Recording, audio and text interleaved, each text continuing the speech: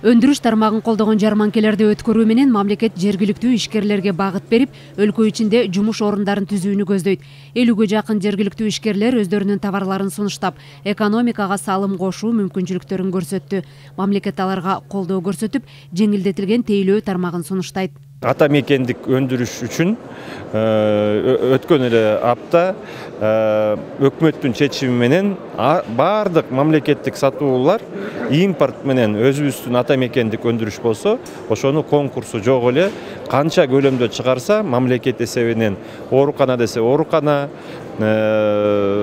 мектептерге, башка ишканаларга биздин негизги приоритет өзүбүздүн ата мекендик өндүрүшкө болот.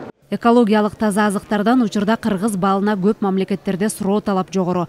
20 жылдан бери бал алып иштеген фермер учурда кошуна мамлекеттерден сырткары Европа жана Араб өлкөлөрүнө жыл сайын 40 тоннадай бал экспорттойт. Ат башынын ак балы деп дүйнө жүзү таанылган ушул ак бал боюнча көбүрөөк спрос болот бизге. Японияга кетиребиз биз көбүнчө, Кореяга, Кытайга. Кытай эми ачылып, буюрса эми кете баштайт буюрса. Азыр уже клиенттер боло баштады, кардагылар уже келе башташты кызыгып. Буюрса аяка да кетиребиз. Саудияга кетет, көбүнчө кеткенден.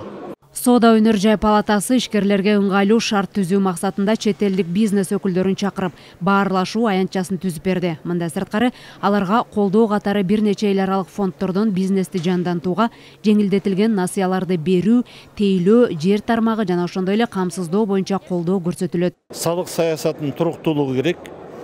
Анан өндүрүшкө берилген жеңилдиктер керек. Бул бизде бар. Бизде азыр 2 банк бар, Айыл банк менен РСК банки.